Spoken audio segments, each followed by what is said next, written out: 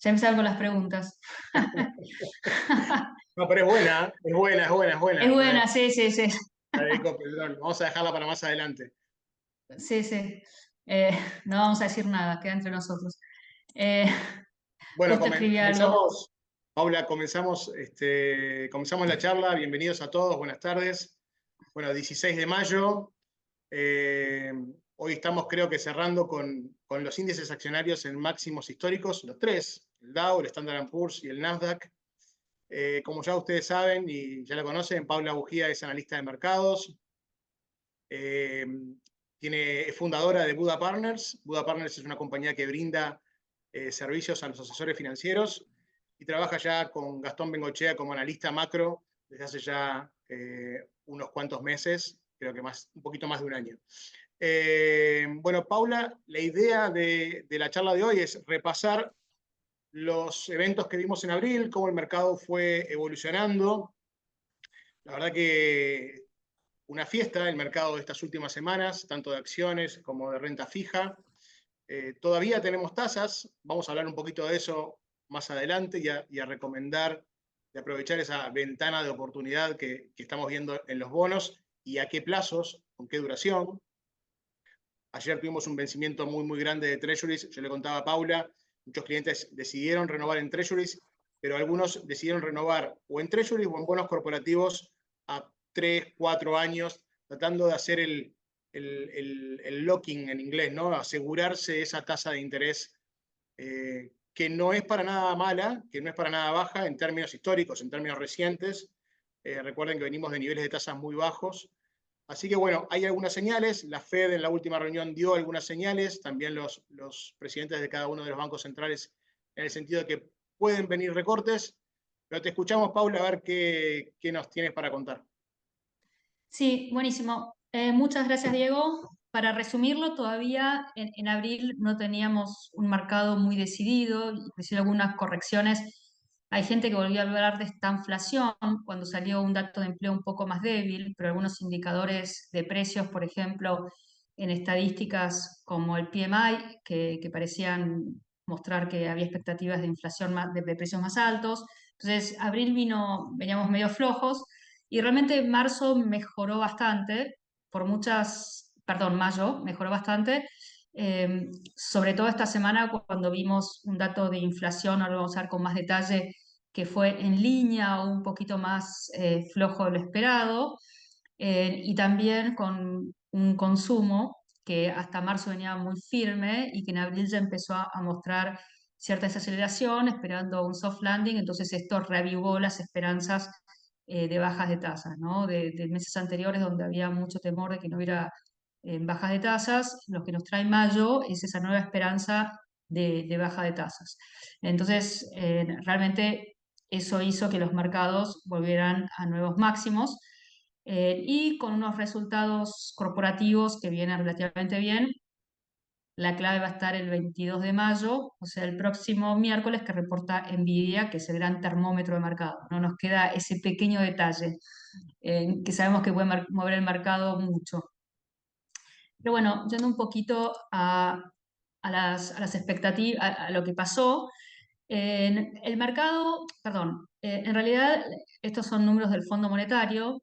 Tenemos un mundo que aparentemente los próximos 2 años va a mantener un crecimiento del 3%, pero es bastante dispar por regiones, ¿no? Tenemos una desaceleración en lo que es Estados Unidos, Europa, que prácticamente estuvo en recesión el año pasado, pasando a una recuperación que ya se está notando y el mercado lo está marcando, y mercados emergentes un poco dispares, ¿no? Latinoamérica un poco flojo y Asia, en algunas regiones creciendo, algunos países creciendo mucho, como India y otros países del sudoeste asiático, y otros países en Asia no tanto, pero en general emergentes con un crecimiento superior a desarrollados, ¿no?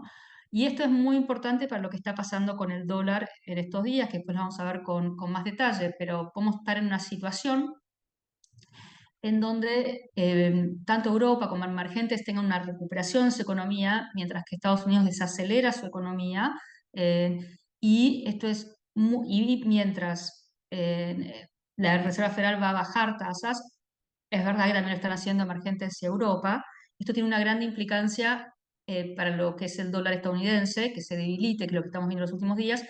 Y esto es muy importante para nuestras recomendaciones, que vos sabés muy bien, Diego, que venimos hace rato recomendando activos de emergentes y commodities, ¿no? Entonces el dólar es un número muy importante.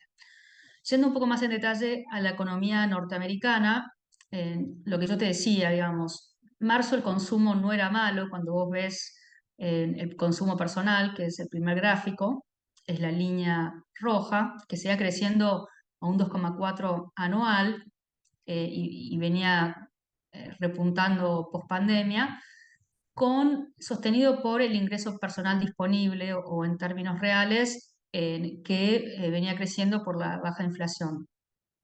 Pero ese crecimiento cada vez menor. Entonces, lo que vos bien decías, que yo vengo hablando hace mucho, este consumo de alguna forma estaba sostenido por un exceso de ahorros que prácticamente se consumieron todos.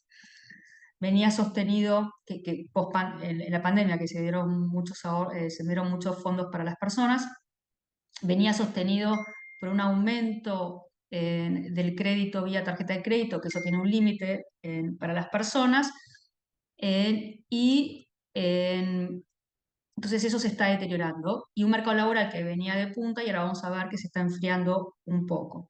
Pero la línea azul lo que te marca que el ingreso disponible igualmente es superior a la inflación, eso es bueno para el consumo, pero en menor medida de lo que venía haciendo. Lo que salió esta semana que realmente ayudó mucho al mercado es ver que las ventas minoristas, que es el segundo gráfico, cuando uno saca los conceptos más volátiles como pueden ser autos, tuvo una caída, las ventas minoristas, venía de niveles muy altos. Entonces esto hace pensar que en vez de no tener un no landing cuando se hace con una economía muy recalentada, o sea, tener un aterrizaje suave, donde la economía va a aflojar un poco, y esto es bueno para que la Reserva Federal se sienta confiada de empezar a bajar tasas. Porque acá el futuro del mercado sigue pendiente de que la Reserva Federal baje las tasas en algún momento este año. Si la Reserva Federal no baja tasas o hay un temor a que la pueda subir, eso es muy malo para el mercado. Por eso es que todo lo que está pasando, todas estas malas noticias o datos que no son tan buenos en términos de consumo, el mercado los toma muy bien. Y un poco lo que vos decías al principio, en las deudas de las personas, que es el primer gráfico, estuvo aumentando, pero igualmente cuando vos los ves en términos históricos no son muy altos, por ejemplo, comparado con el 2008. Y el gráfico de la derecha, que es la delincuencia o la morosidad ante ciertos créditos, es verdad que está aumentando sobre todo dos, que es el de autos y el de las tarjetas de crédito. Sin embargo, nuevamente, en términos históricos, no es alarmante, y todo lo que es el refinanciamiento con tarjeta de crédito se está aumentando, que es el gráfico de abajo, el tercero, pero tampoco son números exorbitantes. Hace poco también salió la confianza del consumidor, que salió mucho peor de lo esperado. Interesantemente, este dato salió muy mal porque las expectativas inflacionarias eran altas. Las encuestas cada vez dan menos resultado, si bien este indicador estuvo negativo muchas veces, no tenía correlato con lo que era el consumo. Pero lo que yo quiero decir es que el consumidor de Estados Unidos no está mal visto históricamente, pero tampoco está tan bien como estaba salido la pandemia como para seguir sosteniendo un consumo tan alto, y creo que es lo que empezamos a ver. Otros índices de actividad como los PMIs de manufacturas o servicios también aflojaron. Si bien manufacturas vienen mejor este año de lo que venían el año pasado, el último dato fue un poquito más débil. Servicios, que fue la gran estrella, post pandemia, también cayó mucho más de lo esperado, nuevamente sosteniendo esto del aterrizaje suave, pero en estas encuestas de PMI sí la parte de precios está bastante recalentada. Pero cuando vemos los datos de inflación, el PCE ya había salido bastante bien, que es el gráfico de abajo y que salió hace ya varias semanas, que es el que mira la Reserva Federal, que está con un dato subyacente o núcleo de 2,8, es por encima de lo que es el objetivo del Banco Central, pero no es dramático y bastante en línea. Y lo que había preocupado mucho meses anteriores, que era la inflación minorista, que está arriba, si el IPC, lo que se llama el IPC, vino un poquito, sobre todo la núcleo, un poquito por abajo de lo esperado y un poquito más floja de meses anteriores. Esto es bueno. Hoy estamos con una inflación minorista de 3,6, que la gran diferencia entre el 2,8 y el 3,6 entre los dos índices es que el CPI tiene mucho más alquileres, pero bueno, todo lo que es costo de viviendas se dejó de recalentar y la parte que es de servicios también se dejó recalentar, sobre todo, por ejemplo, en servicios médicos o seguros del auto, mantenimiento del auto. Entonces, esto tranquiliza un poco, son datos alentadores y por eso tuvimos el rally y alcanzamos estos nuevos máximos estos días, porque estos datos de inflación fueron vistos bien.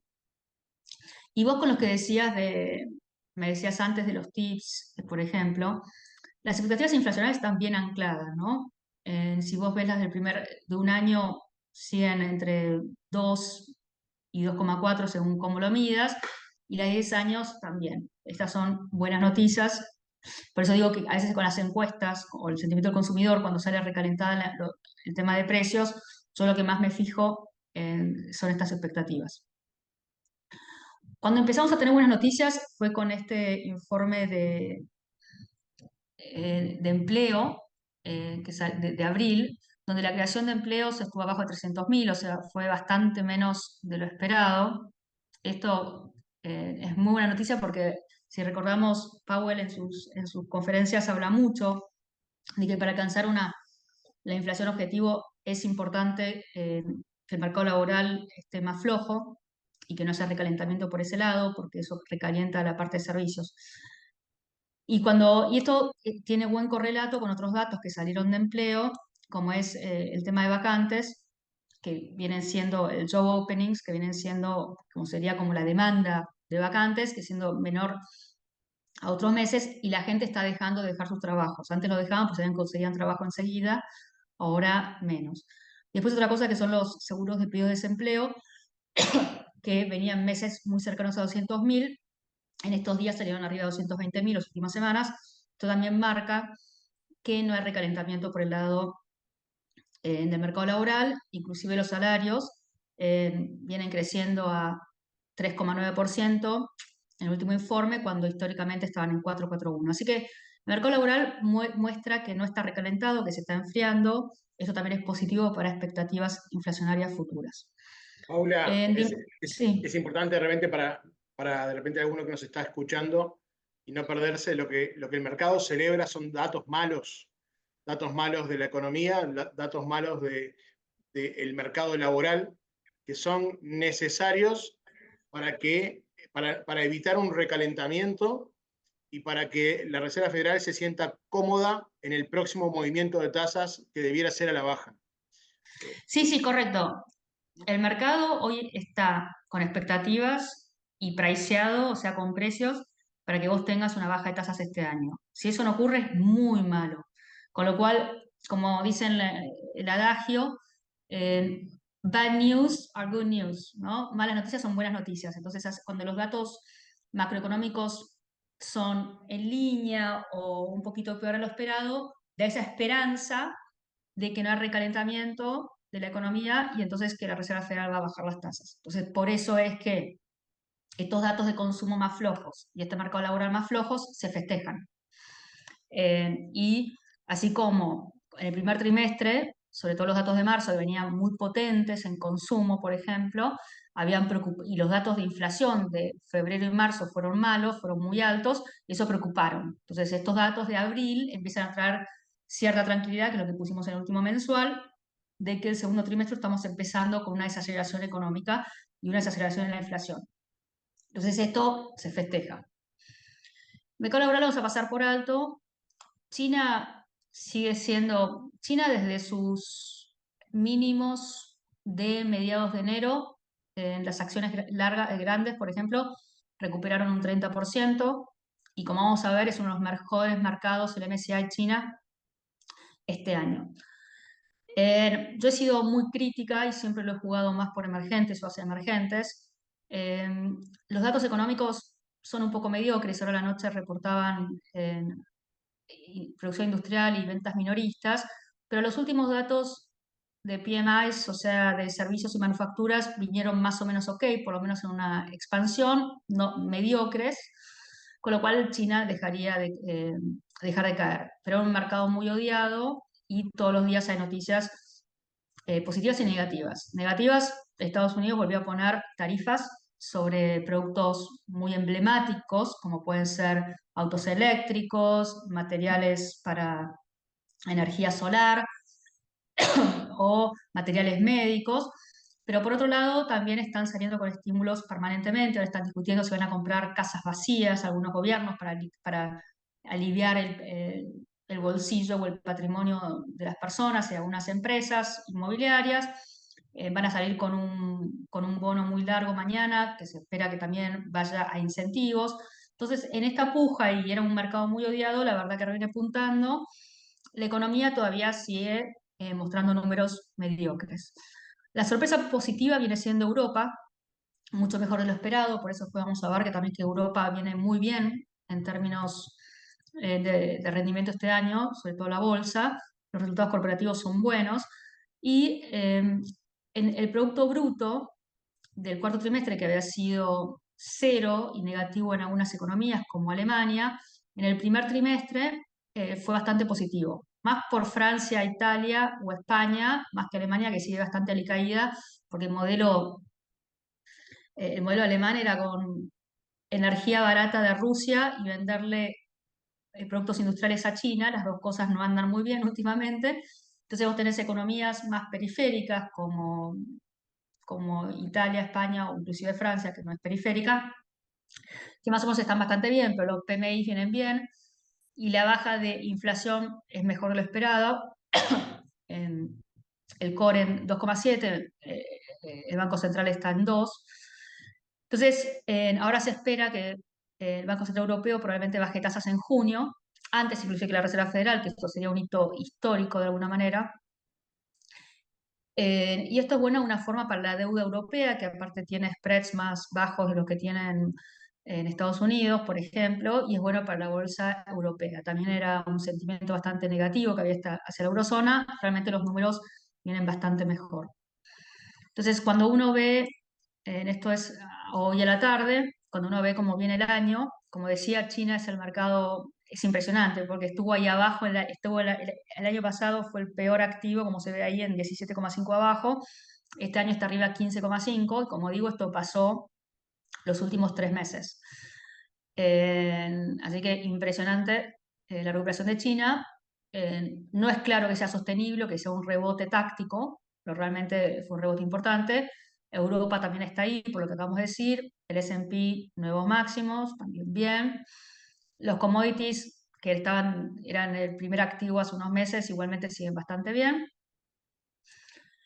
Con muchos de ellos, como el cobre o el oro, muy cerca de sus máximos también. Emergentes empujado por China, pero todo el resto de los mercados también más o menos bien. Japón es el que cayó, es el que viene decepcionando. Japón es un caso bastante extraño.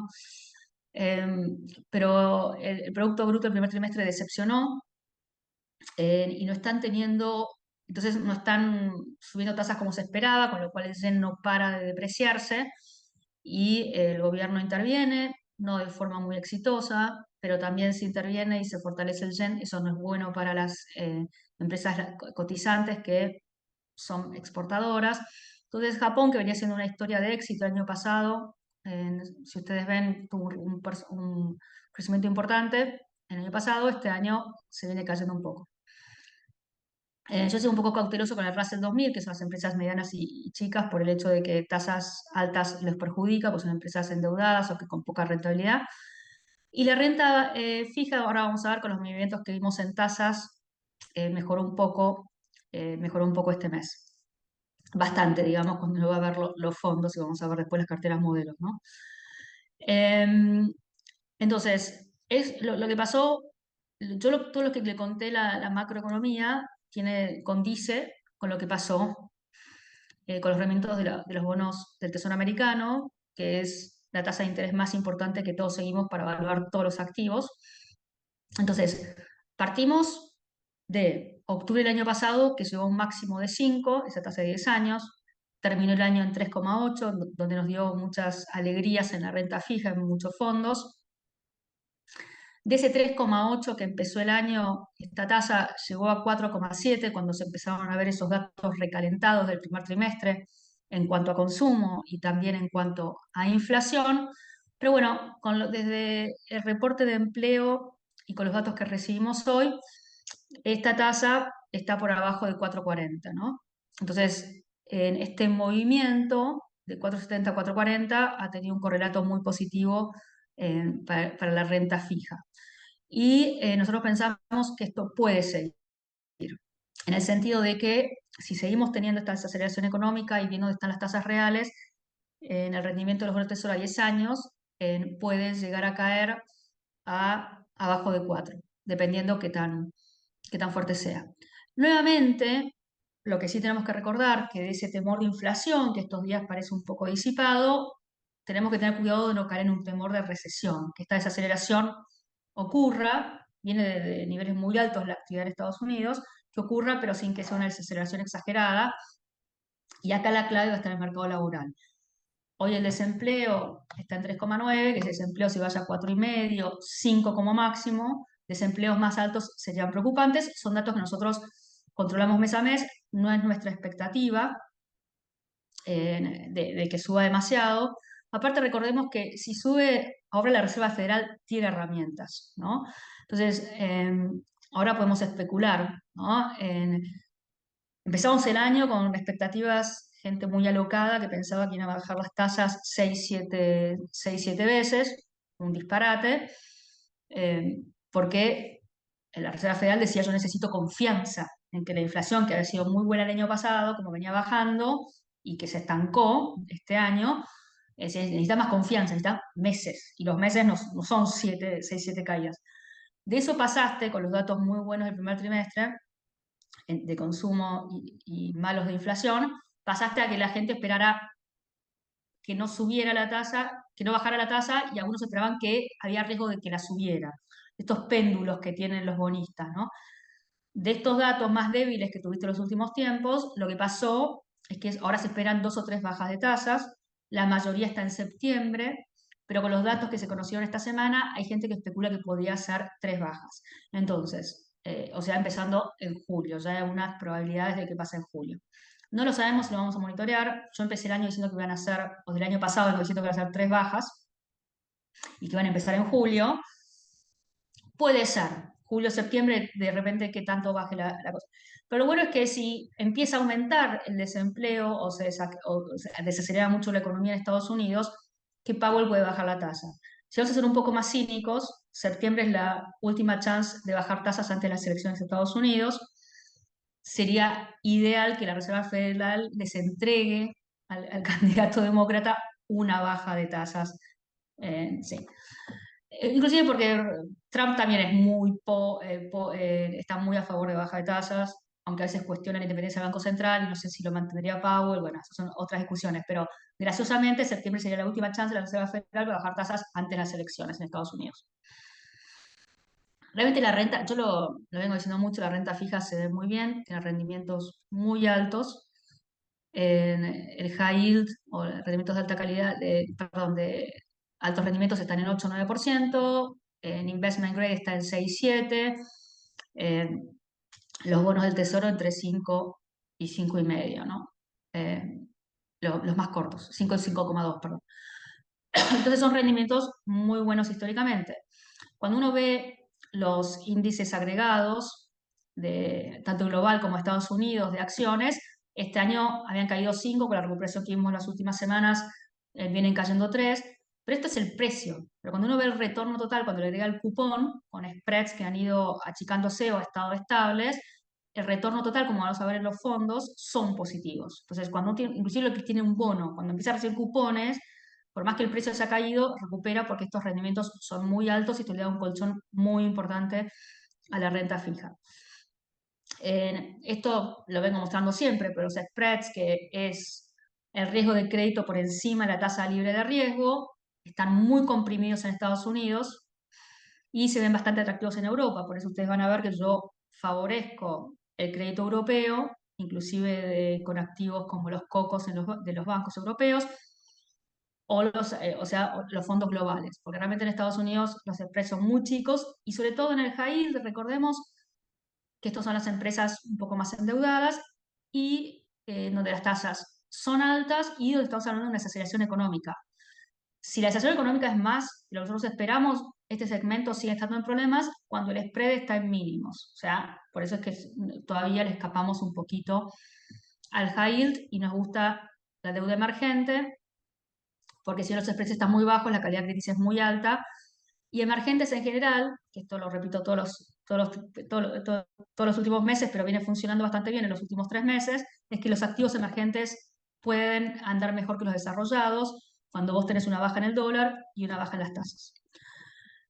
También lo he mostrado en el pasado, pero siempre creo que es bueno recordarlo. ¿Por qué renta fija? Porque si las tasas bajan 1%, los retornos pueden ser muy altos, 8, 9, 11, 12, 13, según qué activo, y sin asumir mucho riesgo. Por ejemplo, el crédito, el grado de inversión puede tener un doble dígito de retorno.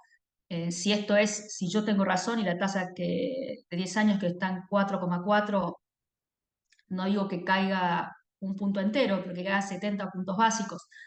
Y por otro lado, si yo me equivoco y sube un punto de vuelta a 5,7, que es una bestialidad, que tenés una situación perdón, a 5,4, que tenés una muy extraña, las posibilidades de pérdida son chicas. Entonces, por eso es que tiene sentido invertir en renta fija hoy.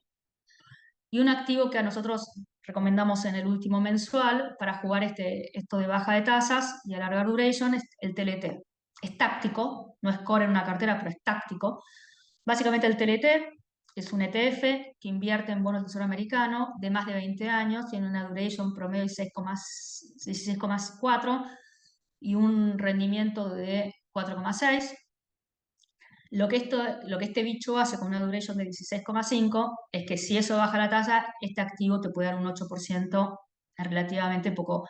Es para hacer una jugada táctica para aquellos que un poquito más arriesgados, ¿no? Pero es algo que en el último mensual mencionamos.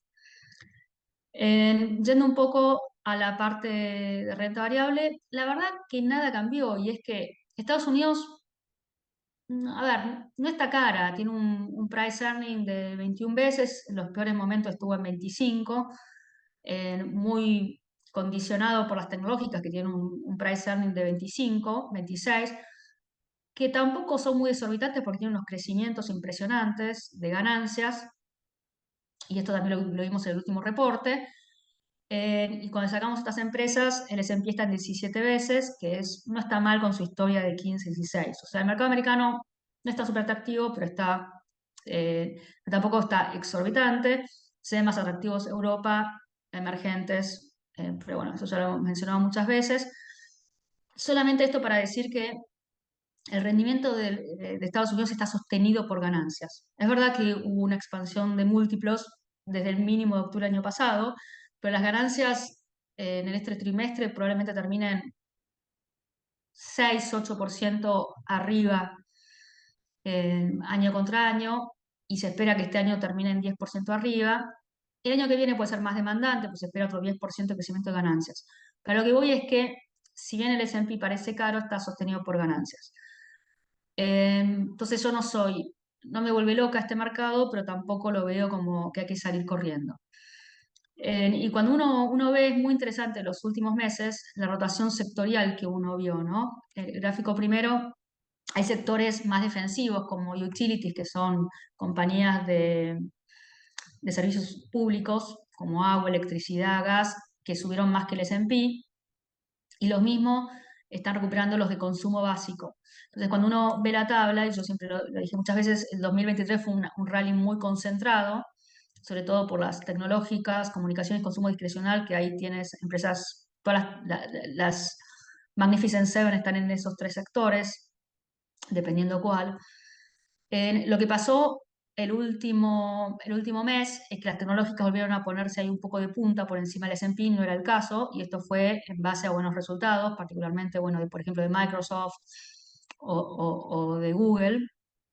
Pero pues también tenés sectores que el año pasado estuvieron muy rezagados, como estas utilities o el financiero, que vienen bastante bien este año. Energía venía más de punta, pero igual bastante bien.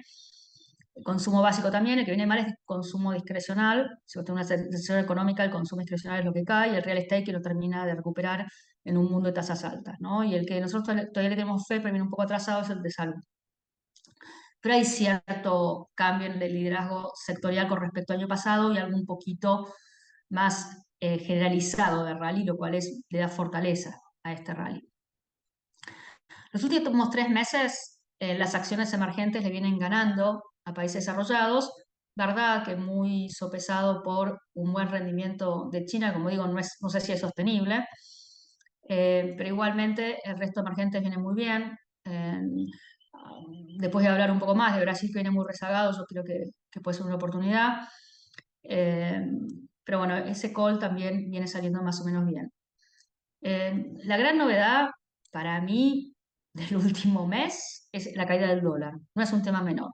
El dólar venía de punta, fuertísimo, en donde es muy difícil que cualquier otro activo le vaya bien si el dólar está de punta. Bueno, por esta expectativa de baja de tasa por parte de la Fed, por todo lo que ya dijimos, y porque las otras economías están recuperando su crecimiento, tuvimos esta corrección en el dólar, anduvieron bien, por ejemplo, las monedas latinoamericanas, pero inclusive recuperó el euro, la libra, todas las monedas, y acá tenemos esta caída del dólar, como digo, es muy lindo para una empresa latinoamericana, por ejemplo, endeudada en dólares, como una situación ideal, ¿no?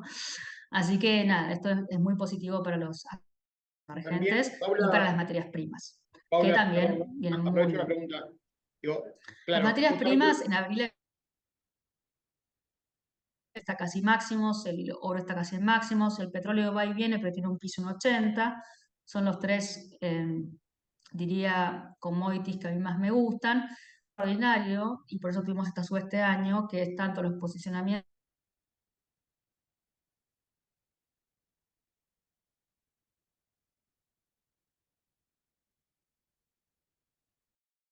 de activación global, sobre todo en economías emergentes, y sobre todo es muy importante una recuperación. Yo sí creo lo que les dije, cuando salimos de la pandemia, lo que empezó a andar muy bien es servicio, no manufacturas. Tuvimos casi una recesión, por ejemplo, en Estados Unidos de manufacturas, y no así en servicio. La gente salió desesperada a volar, ir a un hotel y comer afuera. Eso se está revirtiendo este año, donde toda la parte manufacturera está teniendo una recuperación importante. Esto es importante para las materias primas, sobre todo el petróleo industrial. Y si a esto le sumamos un deterioro del dólar, realmente es un escenario bueno, ¿no? Para las materias primas. El cobre nuevamente en máximos. El cobre también tiene un tema de que la oferta no puede subir, no hay nuevas minas. En Latinoamérica hay algunos parates de minas, menos producción. Bueno, es una historia buena. Esto es contra un ETF de productores de cobre, que también subió como 30% en el año. Y esto es lo que yo le decía, ¿no? Esto es el EWZ, o sea, Brasil, el índice de Brasil, contra los commodities. En general han tenido buena correlación. Lo que ha pasado en los últimos 2 años es que el WZ no hizo nada. Esto es efecto Lula y retórica. Ayer tuvieron por ejemplo, Petrobras cayó mucho, porque sacó al CFO, entonces es su incidencia en temas económicos. No termina teniendo mucha repercusión porque el Congreso no lo tiene a favor, pero bueno, yo creo que eso un poco lo dinamitó a Brasil. Pero las compañías están bien, tienen un dividend yield del 6%, el WZ cotiza a 8 veces ganancias, cuando en realidad las ganancias crecen a un 7-10%. Yo creo que es uno de los mercados que puede hacer también es una recomendación táctica, como lo que dije del TLT, que puede tener un rebote interesante para aquellos que quieran poner una ficha un poquito más arriesgada. Algo que yo siempre miro un poco, que es el tema de sentimientos. De sentimiento, bueno, venía muy negativo, la línea azul de arriba, venía bastante bajando y bueno, con las subas y lo que vimos las últimas semanas recuperó un poco. No está en euforia, o sea, el rally puede continuar. Como digo, creo que es muy importante lo que pasa el miércoles con el resultado de Nvidia, ¿no? De cómo sigue este mercado. Pero la verdad que bastante bien. Entonces, en resumen, yo creo que en el mercado americano me parece que está ok. Yo no sé si apostaría a toda tecnológica, sino otros sectores como salud, financiero, energía, no sé si le pondría todas las fichas a las tecnológicas. Creo que puede haber seguir esta rotación entre sectores y nos gusta mucho el tema de emergentes y, como dije, la renta fija se ve muy atractiva.